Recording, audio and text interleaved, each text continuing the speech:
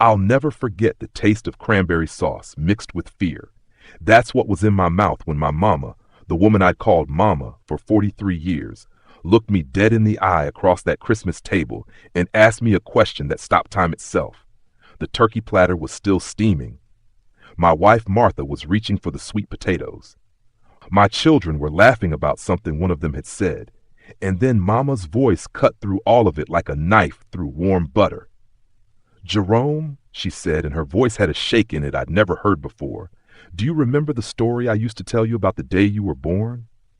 The room didn't just go quiet, it went cold. My daddy, Big Gerald Coleman, he stopped mid-chew. His fork hung in the air like it was frozen there. But it was his eyes that scared me. Lord have mercy, the way that man looked at me, like I was already dead, like I'd committed some sin so terrible that my very existence was an offense. I tried to swallow that cranberry sauce, but it just sat there in my throat, choking me. I opened my mouth to answer her, but nothing came out. Not a single word. That's when my sister Denise dropped her glass. Red wine spread across the white tablecloth like blood, and nobody moved to clean it up. That's when I knew. Whatever was about to come out, whatever truth was about to break through that Christmas dinner in 1987, it was going to destroy everything I thought I knew about who I was. If you've ever had your whole life turned upside down in a single moment, if you've ever found out that everything you believed was built on a lie, then you might understand what happened to me that day. But before I tell you how it all fell apart, I need you to do something for me. Hit that subscribe button right now. Drop a comment and tell me where in this world you're watching from. Because this story, my story, it needs to be heard. And maybe, just maybe, it'll help somebody else out there who's carrying secrets they never asked for. My name is Jerome Coleman. I'm 72 years old now, and I'm sitting here in my little apartment in South Memphis, Tennessee, telling you about the Christmas that changed everything.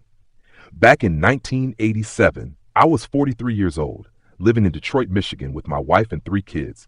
I had a good job at the Ford plant. I had a house with a mortgage I could afford. I had what folks call a decent life.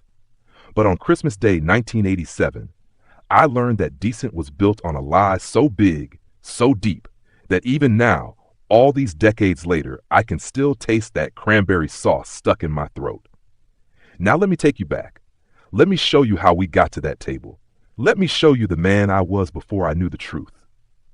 The year was 1944 when I was born, or so they always told me. World War II was still raging across the ocean, and in the colored section of Birmingham, Alabama, life was hard in ways young people today can't even imagine. My earliest memory is of Mama's hands. Ruth Coleman had the softest hands I ever felt, despite all the washing and scrubbing and cooking she did for white families up in Mountain Brook. She'd come home every evening smelling like lemon polish and other people's suppers, and she'd scoop me up in those arms and hold me like I was the most precious thing in the world. "My baby boy," she'd whisper into my hair. "Mama's special baby boy." Daddy worked at the steel mill, pulling double shifts most weeks. Big Gerald Coleman was a mountain of a man, 6'4", 250 pounds of muscle and meanness when he needed to be. But he was never mean to me. Not when I was little. He'd come home covered in soot and sweat, and before he even washed up, he'd lift me high in the air until I squealed with laughter. "That's my boy," he'd say, his voice like thunder rumbling. "That's my strong boy right there." I remember thinking my daddy could do anything, could lift anything, could protect me from anything. I was wrong about that last part. We lived in a shotgun house on 8th Avenue, just 3 rooms lined up in a row. You could stand at the front door and see straight through to the back. We had a coal stove for heat, an icebox that the Iceman filled every Tuesday and Friday, and walls so thin you could hear the Johnsons arguing next door about money every single Saturday night. But it was home. And more than that, it was filled with something I didn't have words for back then. Now I know it was love. The kind of love that makes poverty feel like richness. The kind of love that makes you think you're the luckiest child alive, even when you're wearing hand-me-down shoes with cardboard stuffed in the soles. My sister Denise came along when I was 4 years old. I remember Mama's belly getting big and Daddy telling me I was going to be a big brother. He said it was my job to protect Denise, to watch out for her, to make sure nobody ever hurt her. I took that job serious. From the day they brought her home, wrapped in a yellow blanket Mama had crocheted, I was her guardian. We shared a bed in that little middle room, and I'd wake up sometimes in the night just to make sure she was still breathing.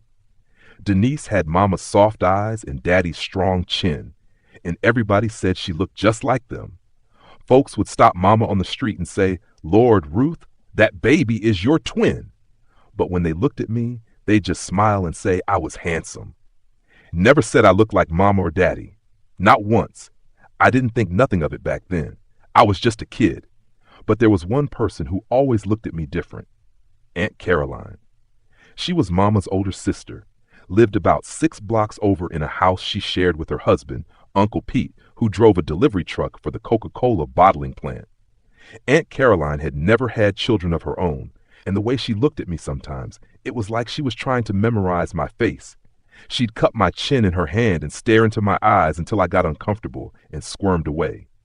"You got old eyes, Jerome," she'd say. Old, knowing eyes.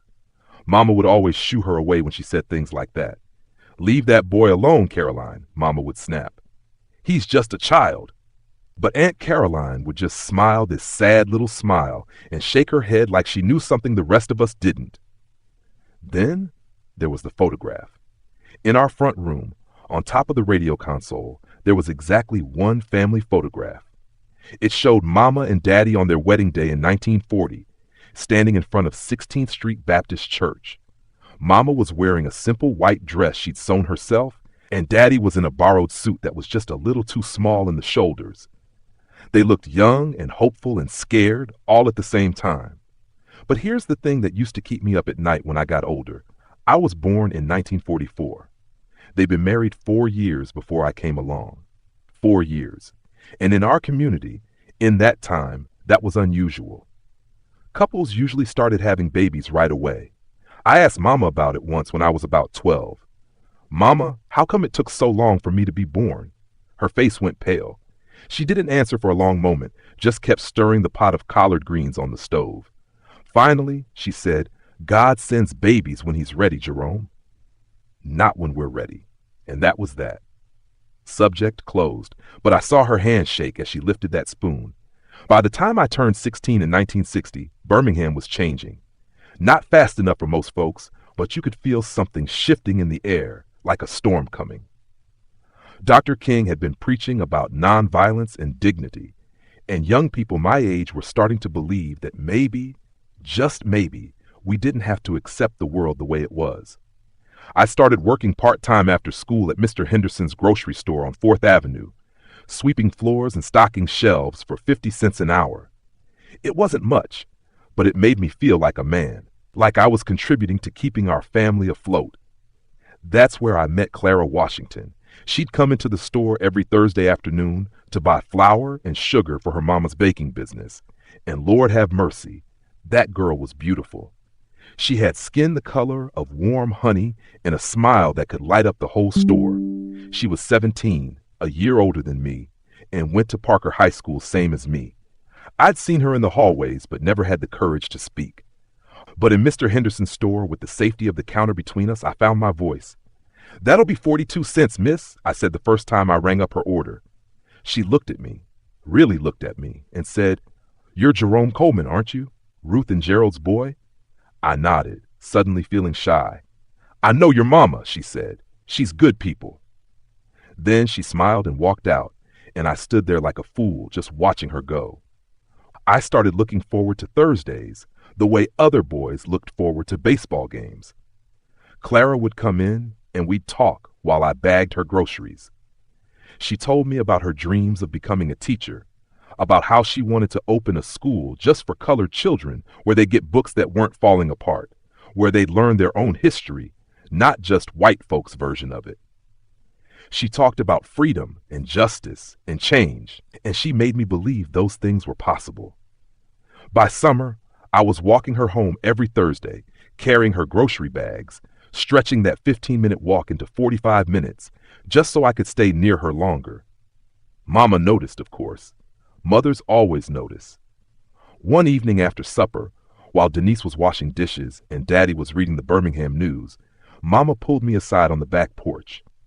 The lightning bugs were just starting to come out, and the air smelled like honeysuckle in the coming night. "That Washington girl," Mama said softly. "She seems nice." I felt my face get hot. "Yes, ma'am, she is."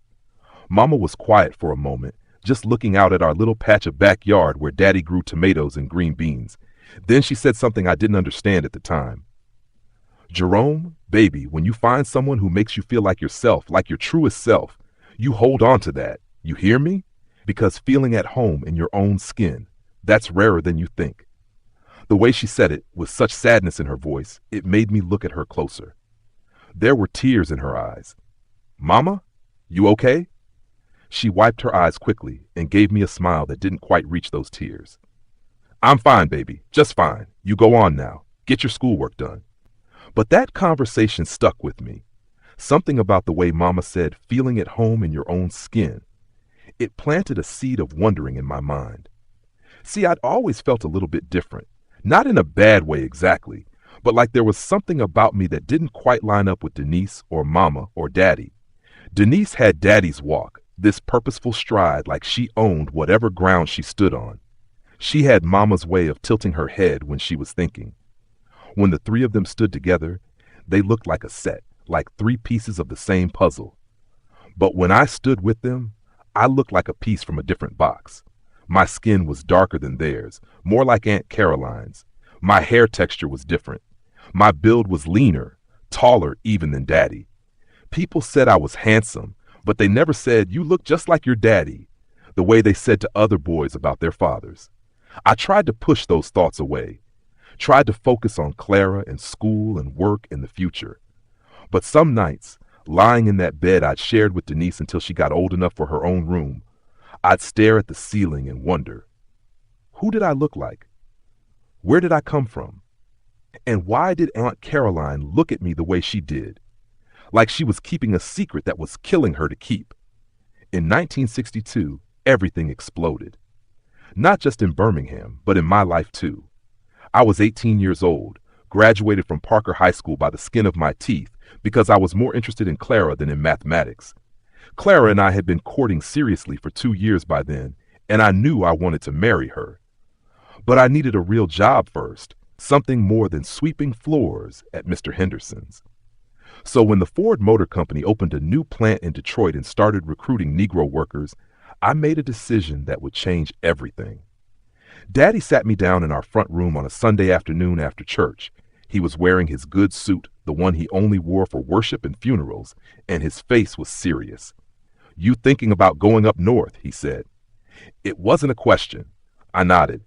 "Yes, sir. The pay is good, 3 times what I make here. I could send money home and save enough to marry Clara proper." Daddy was quiet for a long time, just looking at me with those intense eyes that seemed to see straight through to my soul. Then he said something that haunted me for decades. "Boy, you run north if you need to, but you can't run from yourself. You can't run from blood. You understand me?" I didn't understand him. Not then. I just nodded and said, "Yes, sir," the way a good son does. Mama cried when I left. I can still see her standing on that porch on 8th Avenue, her hands pressed to her mouth, tears streaming down her face like I was going off to war instead of to Detroit. Denise was 16 by then, and she hugged me so tight I could barely breathe. "You better write me, Jerome," she whispered fiercely. "You better not forget about us up there in that big city." I promised her I wouldn't. Daddy shook my hand, formal, distant, and slipped a $20 bill into my palm. "Be a good man," he said. "That's all I ever asked of you. Be a good man." I wanted to hug him, but Daddy wasn't a hugging kind of man, not anymore. Something had changed in him over the years, a hardness that crept in like winter cold, but it was Aunt Caroline who really shook me up before I left. She came by the house the night before my bus departed, and she asked to speak to me alone. We stood in the backyard under the big pecan tree, and she grabbed both my hands in hers. Her hands were trembling. "Jerome," she said, and her voice cracked, there are things you need to know. Things about." But before she could finish, Mama came out the back door. "Caroline, Mama said, and her voice was sharp as glass. Leave him be. He's got enough on his mind. Aunt Caroline looked at Mama, and something passed between them, something electric and angry and sad all at once. Ruth, he has a right. He has a right to his future, Mama interrupted. Don't you put your burdens on him. Not now. Not ever. Aunt Caroline's face crumpled, but she let go of my hands and walked away without another word. I stood there confused, looking between Mama and Aunt Caroline's retreating back. Mama, what was she talking about? Mama's face was hard. Nothing, baby. She was talking about nothing. Old women and their worries. That's all. Detroit was everything Birmingham wasn't. It was big and loud and fast and cold, even in summer. The Ford plant was massive, a city unto itself, with thousands of men working assembly lines that never stopped moving. I got a job on the line installing door panels, 8 hours a day, 6 days a week. The work was hard and monotonous, but the money was real. I rented a room in a boarding house on East Grand Boulevard in a neighborhood called Black Bottom, where most of the Negro workers lived. The landlady, Mrs. Beatrice Thompson, was a widow from Mississippi who cooked supper every night for her boarders. She reminded me of Mama, the way she fussed over us, making sure we ate proper meals and didn't gamble away our wages. I wrote to Clara 3 times a week, long letters telling her about the city, about my job, about my dreams for our future. She wrote back just as often, telling me about Birmingham, about the protests that were starting to happen, about how she'd gotten accepted to Miles College to study education. We were building a life together through those letters, even though we were 500 miles apart. In 1963, after I'd saved enough money, I took the Greyhound bus back to Birmingham. I borrowed a ring from a pawn shop on 7th Avenue, a tiny diamond that cost me 2 months' wages, and I asked Clara to marry me in her mama's front parlor. She said yes before I even finished the question. We got married that summer in a small ceremony at Bethel Baptist Church, with Mama and Daddy and Denise sitting in the front pew, and Aunt Caroline sitting in the back, crying so hard that people thought she must be sick. Clara and I moved into a little apartment in Detroit in August of 1963. It was just 3 rooms on the 2nd floor of a building on Shane Street, but it was ours. We painted the walls ourselves, pale yellow in the kitchen, soft blue in the bedroom. Clara found work as a teacher's aide at an elementary school, and together we made enough money to feel like we were getting ahead. Those first years of marriage were sweet. We'd walk hand in hand through Belle Isle Park on Sunday afternoons. We'd go to concerts at the Paradise Theater. We'd sit up late at night talking about the children we'd have someday, about the house we'd buy, about growing old together. I thought I'd found peace. I thought I'd found home. Our first child, Gerald Jr., was born in 1965. When the nurse placed that tiny boy in my arms, something in my chest cracked open. I'd never felt love like that before, fierce and terrifying and overwhelming. He had Clara's eyes and my nose, and when he wrapped his little fist around my finger, I knew I'd die for him without a second thought.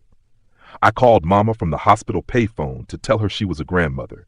She cried happy tears, and for just a moment, I forgot about all the strange moments, all the questions I'd pushed down. I was a father now. I was building my own family. The past didn't matter. But the past never stays buried, does it? In 1967, when Gerald Jr. was 2 years old and Clara was pregnant with our second child, Aunt Caroline died. The telegram came to the plant, delivered by the foreman himself, which was how I knew it was serious. Your aunt passed, it said. Funeral Friday. Come home if you can. I got emergency leave and took the Greyhound back to Birmingham with Clara and Gerald Jr. The funeral was at Metropolitan AM Church, and it seemed like half of Birmingham's colored community showed up. Aunt Caroline had been loved. That was clear from the faces in those pews, from the flowers that filled the church until you could barely breathe for the smell of lilies and roses. Daddy looked older. That's what struck me when I first saw him at the funeral. He'd aged 10 years in the 4 years since I'd left. His shoulders were stooped, his hair was more gray than black, and there was something in his eyes, fear, maybe, or guilt. He shook my hand at the funeral, but he wouldn't meet my eyes. Mama held Gerald Jr. and wept, but I couldn't tell if she was crying for Aunt Caroline or for something else entirely. Denise had grown into a beautiful young woman, engaged to a man named Robert who worked at the post office. She hugged me tight and whispered, "I'm glad you came home, even if it's for this." But there was something in her voice too, a tremor of knowing something she wasn't saying. After the burial, after most folks had gone back to the church for the repast, I stayed at the graveside. Just me and the fresh mound of red Alabama clay. I don't know why I stayed. Maybe I was hoping Aunt Caroline would speak to me one more time, tell me what she tried to tell me that night before I left for Detroit. The sun was setting, painting the sky orange and purple, and that's when I saw Mama walking back toward me through the gravestones. She moved slow, like each step hurt, and when she reached me, she didn't say anything at first. We just stood there together, looking at Aunt Caroline's grave with its temporary metal marker that said, "Caroline Henderson, beloved sister, 1920-1967. "She loved you," Mama finally said, her voice barely above a whisper. "She loved you more than you could ever know." I looked at Mama, really looked at her, and I saw something in her face I'd never seen before. It was terror. Pure, raw terror. "Mama, what aren't you telling me?" My voice came out harder than I intended. She flinched like I'd struck her. "Jerome, baby, some things are better left alone. Some stones shouldn't be turned over." "What stones, Mama? What are you talking about?" She shook her head and tears started falling again. "I can't. I promised. I promised her I'd never." She stopped herself, pressed her hand to her mouth. "You promised who, Mama? Aunt Caroline?" But Mama just shook her head and walked away, leaving me standing there in that graveyard with more questions than I'd ever had before. Something was wrong. Something had been wrong my whole life. And I was starting to realize that the people who loved me most, Mama, Daddy, Aunt Caroline, had been keeping a secret so big that it was eating them alive from the inside out. 20 years passed. 20 years of building my life in Detroit, of raising my 3 children, Gerald Jr., Denise Marie, named after my sister, and little Marcus. 20 years of working at that Ford plant until my hands ached and my back screamed. 20 years of Sunday dinners with Clara's family, of coaching Little League, of helping with homework, of being a husband and a father and a provider. 20 years of pushing down the questions that gnawed at me late at night when I couldn't sleep. 20 years of telling myself it didn't matter where I came from, only where I was going. But in 1987, everything I'd built came crashing down. It started in October when I got a phone call from Denise. Her voice was shaking so bad I could barely understand her. "Jerome, it's Daddy. He had a stroke. A bad one. Doctor says he might not make it through the week." I was on a plane to Birmingham the next day. When I walked into that hospital room at University Hospital and saw Big Gerald Coleman, that mountain of a man who used to lift me up and make me feel invincible, lying in that bed, shrunken and frail with tubes coming out of him, I felt something inside me shatter. He couldn't talk. The stroke had stolen his words. But his eyes, Lord, his eyes were clear and desperate and filled with something that looked like regret. I sat with him for hours while Mama and Denise went to get something to eat. I held his hand, that massive hand that used to palm my whole head when I was a boy, and I talked to him. I told him about his grandchildren, about how Gerald Jr. had made the varsity football team, about how Denise Marie wanted to be a doctor, about how Marcus was the funniest kid you ever met. And then, without really meaning to, I asked him the question I've been carrying for decades. "Daddy, am I really yours?" His eyes went wide. His grip on my hand tightened until it hurt. He tried to speak, his mouth working, his face twisting with effort, but nothing came out except a sound like a wounded animal. Then tears started rolling down his face. Not just a few tears, torrents of them, soaking the pillow beneath his head. That's how I knew. That's when I knew for certain that the secret I'd suspected my whole life was real. Daddy died 3 days later. At his funeral, I watched Mama sit in that front pew, dry-eyed and hollow, and I realized she'd been dying inside for years. She'd been carrying this weight for so long that it crushed something essential in her. After we buried Daddy at Elmwood Cemetery, right next to Aunt Caroline's grave, Denise pulled me aside. We stood under the same kind of Alabama sky I'd grown up under, clear and blue and merciless. "Jerome," she said, and there were tears in her eyes, "Mama's been talking. Since Daddy died, she's been saying things about you, about how you came to be. My heart started pounding so hard I thought I might have a stroke myself. What things, Denise? She looked scared. I don't know if I should say. I don't know if. Tell me, I demanded. You tell me right now. She took a deep breath. She said you weren't born to her. She said you were Aunt Caroline's baby. She said they made a deal, her and Daddy and Aunt Caroline, to raise you as their own because Aunt Caroline wasn't married when she got pregnant, and it would have ruined her, ruined the whole family. She said they kept it secret for 43 years. The world tilted. I actually stumbled, had to grab onto a headstone to keep from falling. Aunt Caroline, my aunt wasn't my aunt. She was my mother, my real mother. And Mama, Ruth Coleman, who'd raised me, who'd loved me, who'd called me her special baby boy, she was my aunt. And Daddy? Was Daddy my uncle? Or was he my father? And if Aunt Caroline was my mother, then who was my father?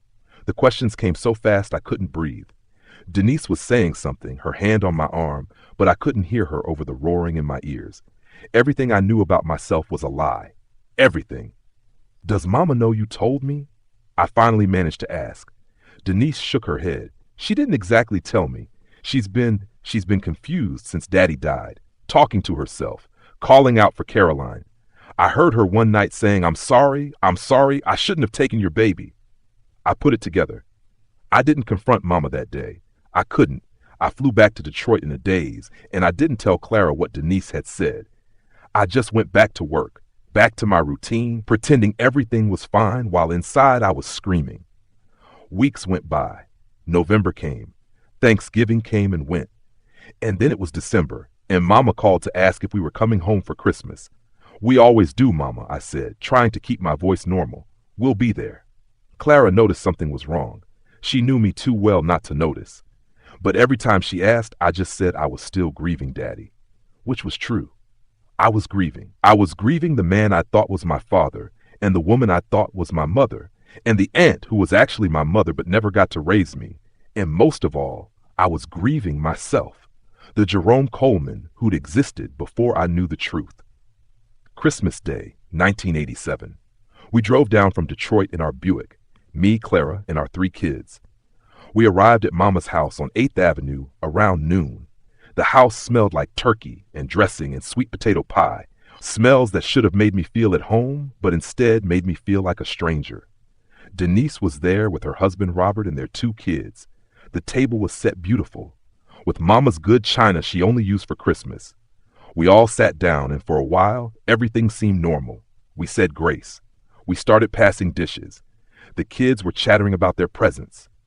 And then, out of nowhere, Mama looked at me across that table, her eyes suddenly clear and focused in a way they hadn't been since Daddy died. And she said, Jerome, do you remember the story I used to tell you about the day you were born? That's when the food stuck in my throat. That's when Daddy's ghost seemed to fill the room, staring at me with those eyes that held 43 years of secret keeping. That's when I realized Mama was about to tell the truth, right here, right now, in front of everyone. And I couldn't speak, I couldn't move, I could only sit there, choking on cranberry sauce and lies, while my whole world prepared to explode. If you've made it this far, you're invested in this story, and that means something. Drop a comment below and tell me, where are you watching from? What would you do if you found out everything you believed about your family was a lie? Have you ever had to forgive a secret that changed everything? Let me know. Your story matters too. The silence at that table was so thick you could have cut it with a knife. Mama's question hung in the air like smoke, and nobody moved. Not Clara, not my kids, not Denise or Robert. Even the children had gone quiet, sensing something terrible was about to happen.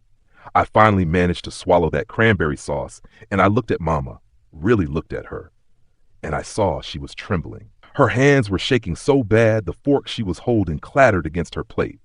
Mama, I said, and my voice came out like gravel, maybe this ain't the time. But she shook her head, tears already streaming down her face. It's past time, Jerome. Been past time for 43 years. That girl, her voice broke. That girl is gone, and she died never getting to claim you, never getting to call you her son. And I can't carry this no more. Clara reached for my hand under the table. Her grip was tight, anchoring me. "Mrs. Coleman," she said softly, "what are you trying to say?" But Mama wasn't looking at Clara. She was looking at me, and in her eyes I saw 43 years of guilt and love and shame all mixed together like poison and medicine in the same bottle. "Jerome, baby, I loved you from the moment I first held you. You got to believe that. Everything I did because I loved you. Because I wanted to protect you. Because in 1944, in Birmingham, Alabama, what happened to Caroline, what happened to you, it would have destroyed everything." Denise dropped her fork. The sound echoed like a gunshot. My nephew, Denise's oldest boy, whispered, "Mama, what's Grandma talking about?" But Denise just shushed him, her eyes wide and fixed on Mama. "You were born on February 14th, 1944, Mama continued, her voice getting stronger now, like a dam that had finally cracked and the water was pouring through. "Valentine's Day. But I didn't birth you, Jerome. I wanted to. Lord knows, I wanted to have babies of my own. Me and Gerald, we tried for 4 years. 4 years of hoping and praying and crying every month when nothing happened. The doctor said I probably couldn't carry a baby to term. Said my womb was tilted wrong or something wasn't right inside. I'd gotten pregnant twice, lost them both before the 3rd month. Gerald said we should accept it as God's will. But it hurt. It hurt so bad I thought I might die from the wanting." She paused, wiping her eyes with her napkin. "And then Caroline came to me in November of 1943. She was 5 months along by then, starting to show. She was scared out of her mind, crying so hard she couldn't hardly talk. And she told me something that could have gotten her killed." My heart was hammering so hard I thought everyone could hear it. Gerald Jr. was staring at me, confusion written all over his face. Little Marcus, who was only 9 years old, looked like he might cry. Clara's hand in mine was the only thing keeping me in that chair. "What did she tell you, Mama?" I asked, though part of me didn't want to know. Didn't want to hear the words that would confirm what Denise had already told me. Mama looked at me with such pain in her eyes that I almost told her to stop. Almost. But I needed to hear it. Needed to know. She told me she was pregnant by a white man, Jerome, in 1943 in Birmingham. The room seemed to tilt. I heard Clara gasp. Denise made a sound like she'd been punched. His name was Thomas Whitfield. He was a supervisor at the steel mill where Gerald worked. Caroline had been doing laundry for Mrs. Whitfield for 2 years, going to their house on South Side every Tuesday and Friday. Thomas Whitfield started talking to her, being kind at first, then more than kind. Caroline was 23 years old, never been courted, never been told she was pretty except by family. And this white man with his smooth words and his promises, she believed him. She believed him when he said he loved her. I couldn't breathe. My father was a white man who'd seduced or maybe forced, who really knew, my mother. And then what? Left her pregnant and terrified in a place where interracial relationships could get you lynched? Mama kept talking, the words coming faster now, like she couldn't stop them if she tried. When Caroline realized she was pregnant, she went to him, begged him to help her. You know what he did? He gave her $50 and told her if she ever spoke his name again, he'd make sure she and her whole family disappeared. Said he'd tell people she tried to steal from his wife. Said he'd have Gerald fired and make sure no Negro in Birmingham would ever hire him again. Then he had his wife fire Caroline that same day. Told Mrs. Whitfield that Caroline had been stealing. Made sure Caroline couldn't even get a reference for other work. The hatred in Mama's voice was so raw it scared me. So Caroline came to me. She was my baby sister, only family I had besides Gerald, and she was so scared, Jerome, so ashamed. She wanted to die. Said she'd rather throw herself in the river than bring this shame on our family. Mama stood up from the table, her chair scraping against the floor. She walked to the window, her back to us, and I could see her shoulders shaking. When she spoke again, her voice was quieter, but every word hit like a hammer. I made her a deal that night. I told her I'd take the baby, raise it as my own. Gerald and I, we'd been married 4 years with no children. People were already talking, wondering what was wrong with us. If we suddenly had a baby, folks would just think God had finally blessed us. But if Caroline had a baby out of wedlock, especially a baby that might come out looking white or looking mixed. It would ruin her, might get her killed, might get all of us killed if people figured out who the father was.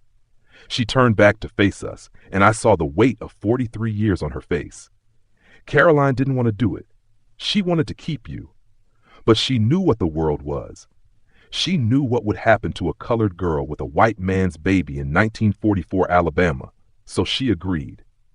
I felt like I was watching this happen to someone else, like I was floating above that dining room, looking down at Jerome Coleman, hearing that his whole life was a lie. Clara was crying now, silent tears running down her face. My daughter Denise Marie had her hand over her mouth.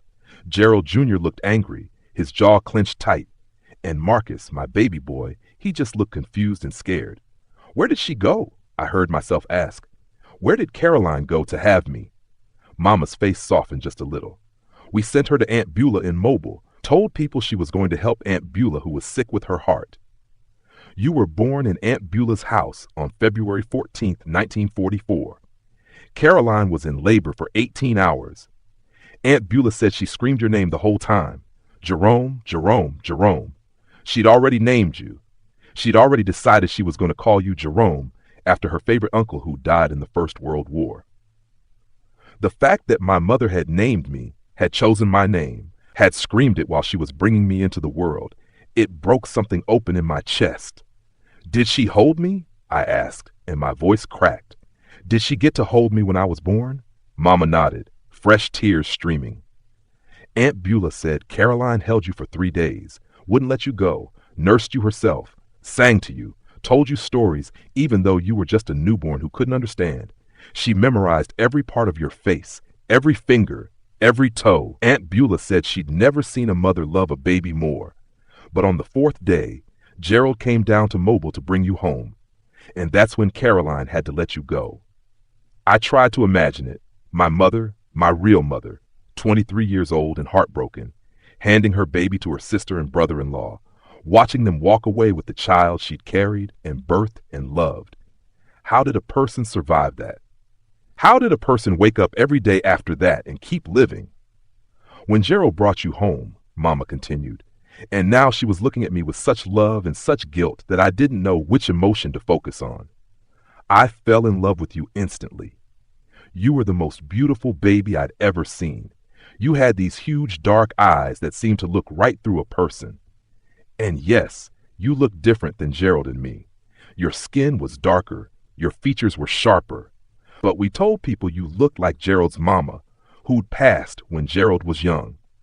Most folks believed it, or at least they pretended to believe it. She walked back to the table and sat down heavily, like her legs wouldn't hold her anymore. Caroline came back from Mobile a month later. Told people Aunt Beulah was feeling better, and she had to watch me raise you, had to watch you call me mama, had to watch you run to me when you were scared or hurt, had to pretend she was just your aunt. Do you understand what that did to her, Jerome? Do you understand how it killed her a little bit every single day? That's why Aunt Caroline had looked at me the way she did.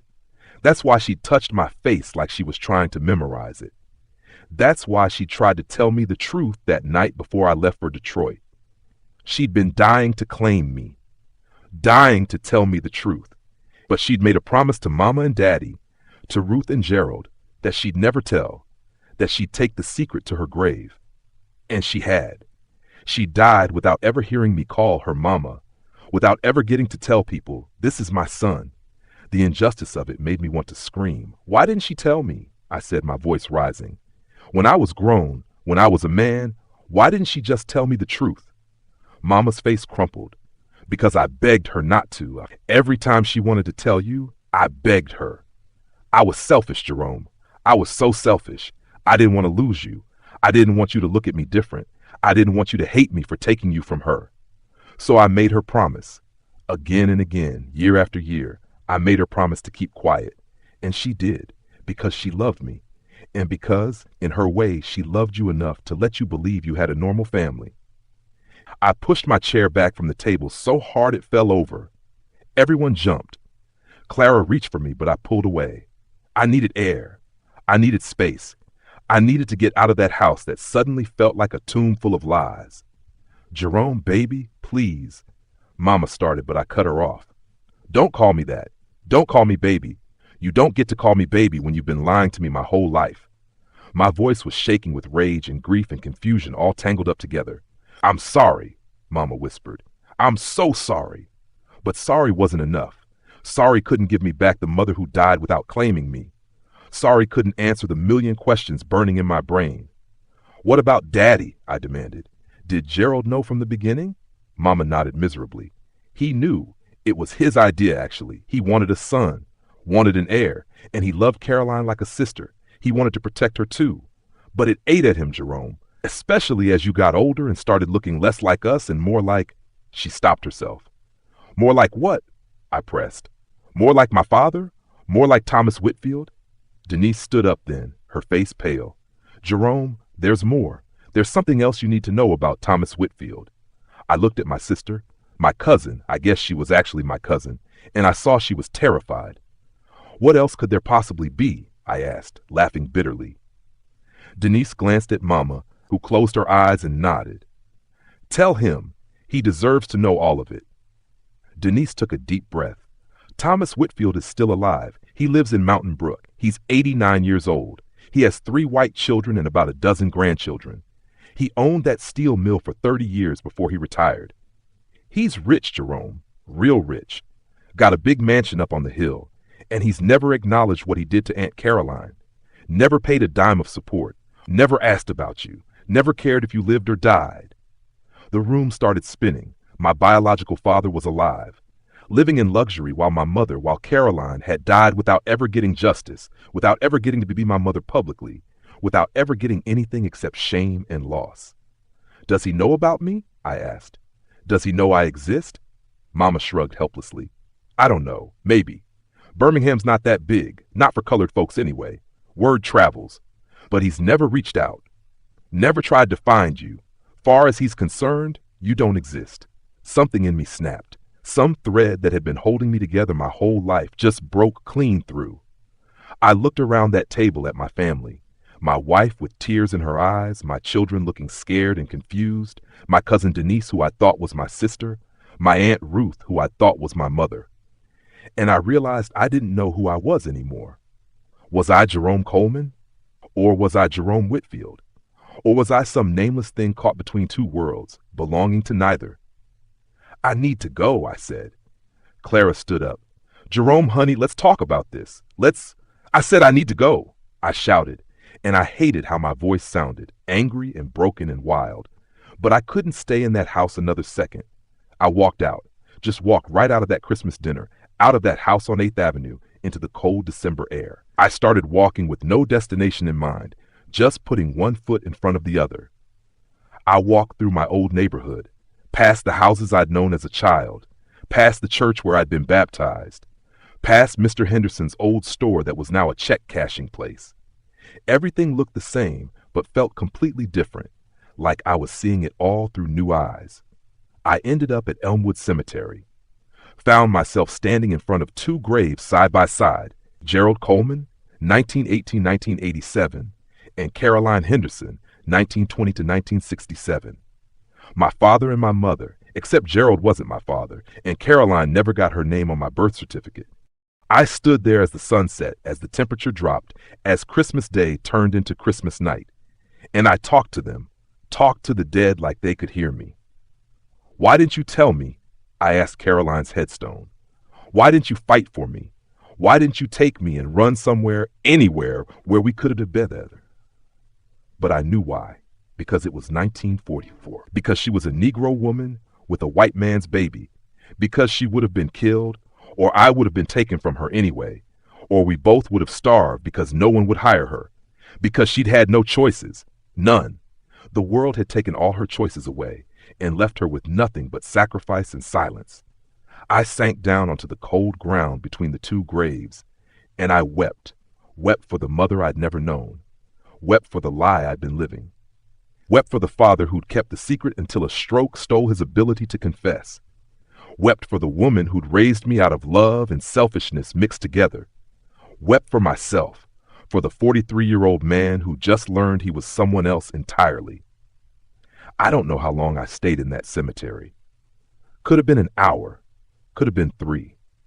But eventually I heard footsteps, and then Clara was there, wrapping a blanket around my shoulders. She didn't say anything at first, just sat down next to me on that cold ground and put her arm around me. "The kids?" I finally asked. "They're at Denise's house. Robert's watching them. They're scared, Jerome. They don't understand what's happening." I laughed bitterly. "That makes all of us. I don't understand what's happening either." Clara was quiet for a moment. Then she said, "Your Mama Ruth, she's at the house. Won't stop crying. Says she knows you'll never forgive her. Says she deserves whatever you decide to do. But she wants you to know she loved you. Loves you. That you were the greatest blessing of her life, even if she got you in a way that wasn't right." I thought about Mama, about Ruth, thought about all those years of her raising me, loving me, sacrificing for me, thought about her hands that had held me when I was sick, her voice that had soothed my nightmares, her prayers that had covered me every single day. She'd lied to me, but she'd also loved me. Could both things be true at the same time? Could I hate what she'd done and still love who she was? "I don't know how to feel," I admitted to Clara. "I don't know if I'm supposed to be angry or grateful or what. I don't know who I am anymore." Clara took my face in her hands, forced me to look at her. "You're Jerome Coleman. You're my husband. You're Gerald and Denise and Marcus's father. You're a good man who works hard and loves his family. That hasn't changed. The blood in your veins might have come from different people than you thought, but the man you are, that's all you, baby. That's all you." But was it? How much of who I was came from the lie I'd been living? How much of Jerome Coleman was built on the foundation of thinking I was Big Gerald Coleman's son, thinking I had his strength and his work ethic and his sense of responsibility? What happened when you pulled that foundation out? Did the whole building collapse? "I want to see him," I said suddenly. Clara looked confused. "See who?" "Thomas Whitfield, my father. I want to see the man who did this, who ruined Caroline's life and never looked back." Clara's eyes went wide. "Jerome, I don't think that's a good idea. What would that accomplish?" I stood up, the blanket falling off my shoulders.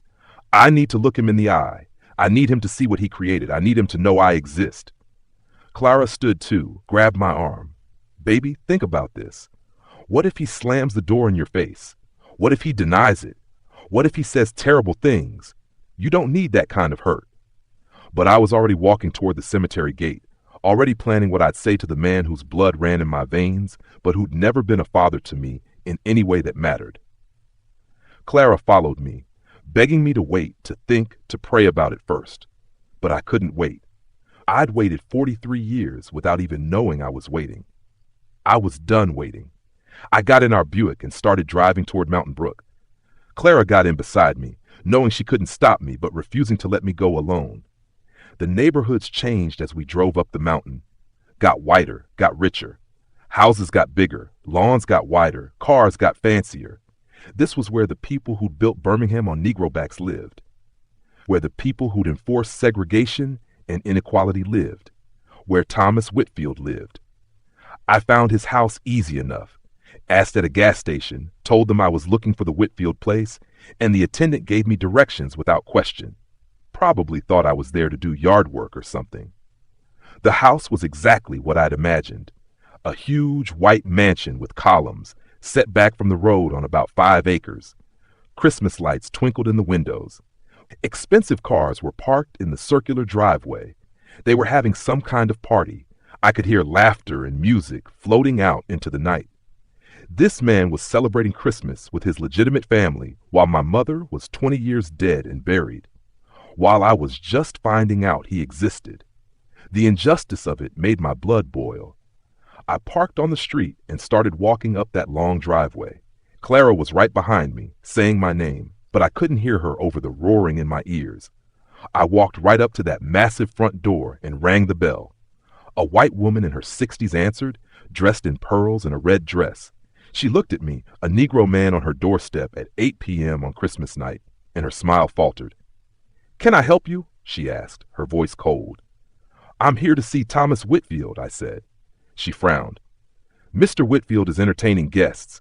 If you're here about yard work, you'll need to come back after the holidays." I'm not here about yard work, I interrupted.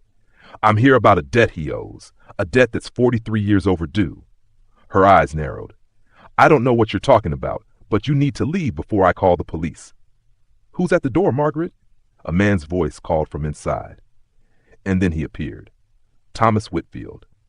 89 years old, tall and thin, with white hair and pale blue eyes.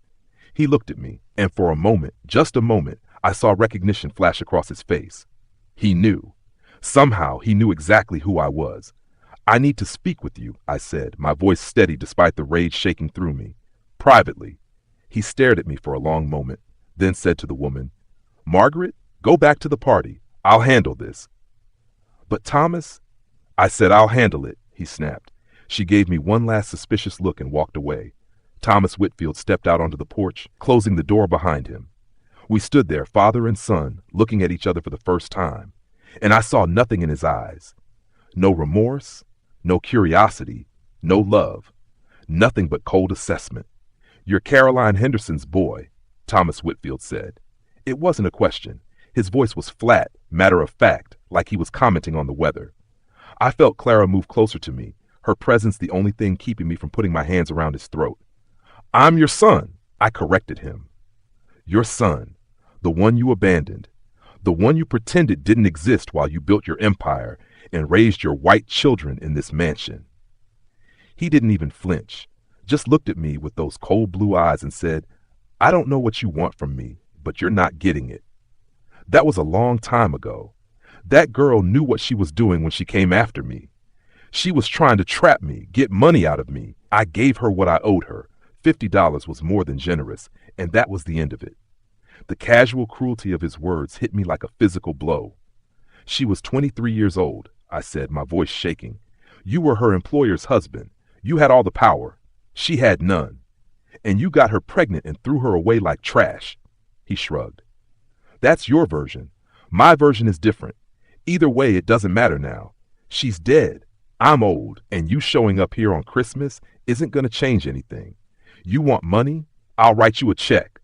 $5,000, $10,000. Take it and leave, and we'll both pretend this conversation never happened. Money. He thought this was about money. He thought everything could be bought, including my silence, including my pain, including my mother's honor. I stepped closer to him, and I saw fear flicker in his eyes for the first time. I don't want your money, I said. I want you to admit what you did. I want you to say her name. Say Caroline Henderson's name and admit you raped her and abandoned your own child. I did no such thing, he said, but his voice wavered. And you can't prove anything. There's no birth certificate with my name. No witnesses. Nothing. You're just another Negro trying to shake down a white man for crimes you can't prove. I realized then that he was right. I couldn't prove anything. Couldn't make him acknowledge me. Couldn't make him pay for what he'd done to Caroline. The law wouldn't care. Society wouldn't care. This man would die peacefully in his bed, surrounded by his legitimate family, and my mother would stay dead and unmarried and unclaimed. That was the reality of the world I lived in. But standing there on that porch, looking at this man who'd given me nothing but DNA, I realized something else. Something that shifted everything inside me. You're right, I said quietly. I can't prove anything. Can't make you admit what you did. But I also don't need you to. Because looking at you now, seeing what kind of man you are, I'm grateful Caroline raised me. Even if she had to do it through Ruth. I'm grateful I never knew you. Because you're empty, Mr. Whitfield. You got all this. I gestured at the mansion, the cars, the life of wealth and privilege. But you're empty inside. And I'd rather have the life I built with nothing but my own two hands than be anything like you. He opened his mouth to respond, but I turned away. Walked back down that driveway with my head high, with Clara's hand in mine, with something settling in my chest that felt almost like peace. He called after me. Don't come back here. You hear me? Don't ever come back. But I didn't answer, didn't look back, just kept walking until we reached the car. I sat in the driver's seat for a long moment, my hands on the wheel staring straight ahead. You okay? Clara asked softly. I thought about it. Was I okay? My whole identity had been shattered. I'd learned my mother wasn't my mother. My aunt was my mother. My father wasn't my father. And my real father was a monster who didn't deserve the title.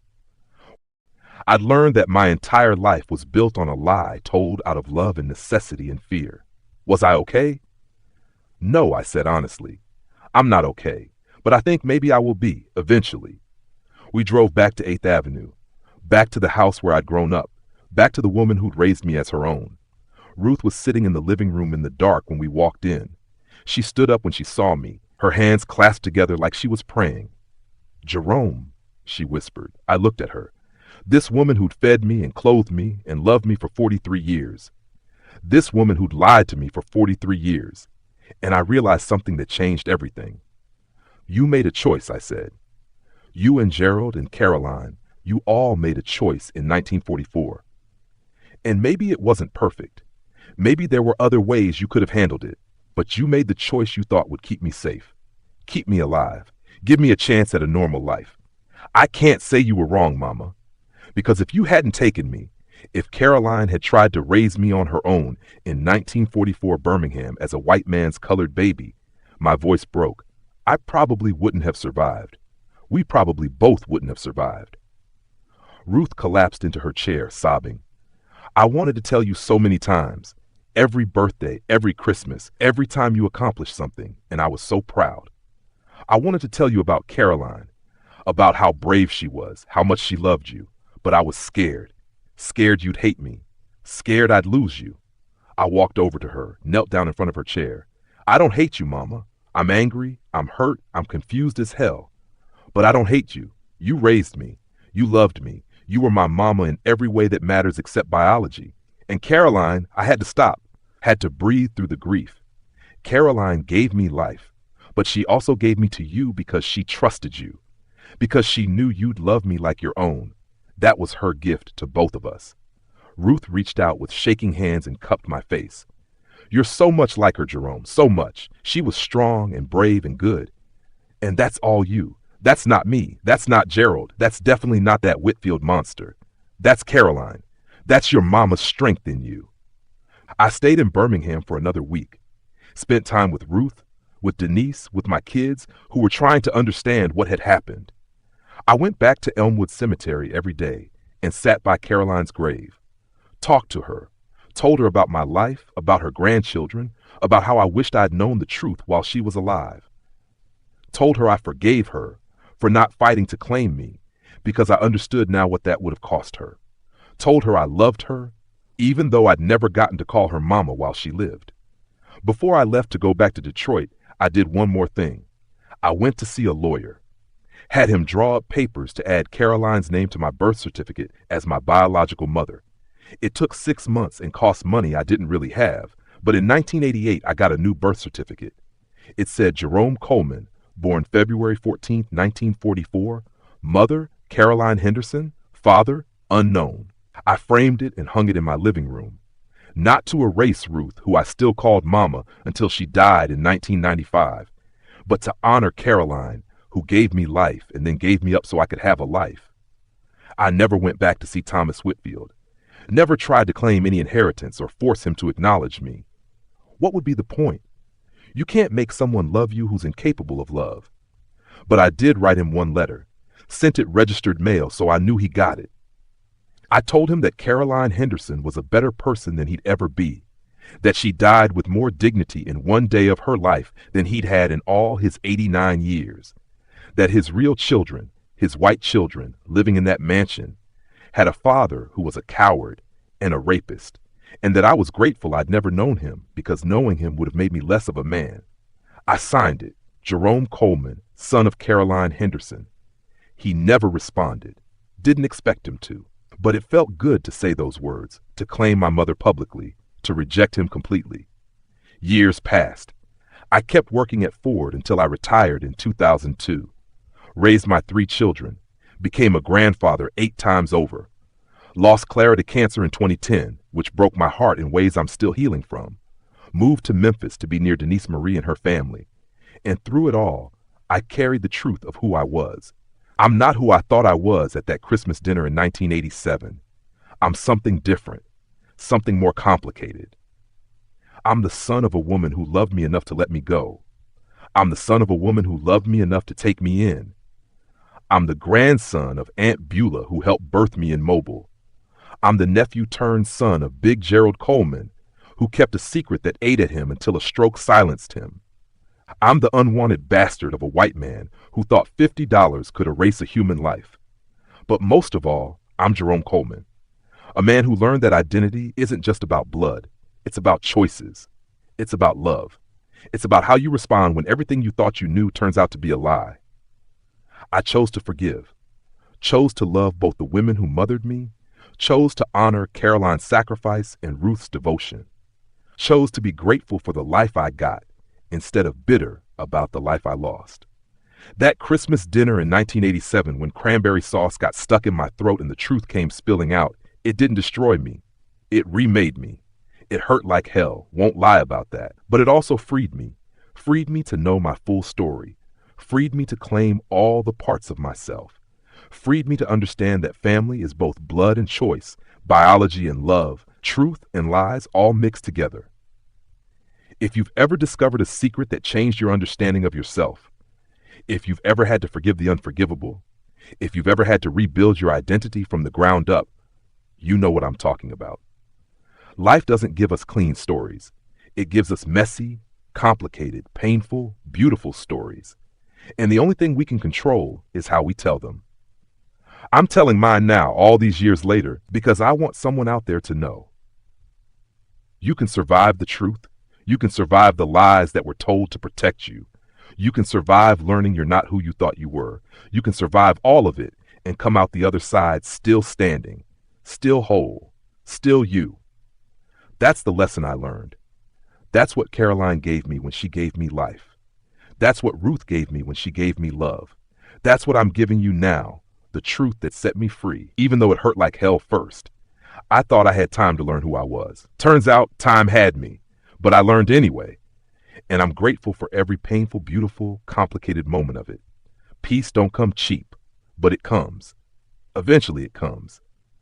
If this story touched you, if you've lived through secrets and lies and the painful truth, drop a comment below. Tell me where you're watching from. Tell me your story. Because we're all connected by the things that break us and the strength it takes to heal.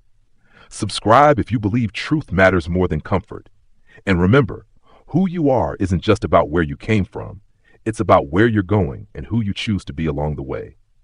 This is Jerome Coleman, 72 years old, son of Caroline Henderson and Ruth Coleman, both, signing off. May your truth set you free the way mine set me free, even when it hurts. Especially when it hurts,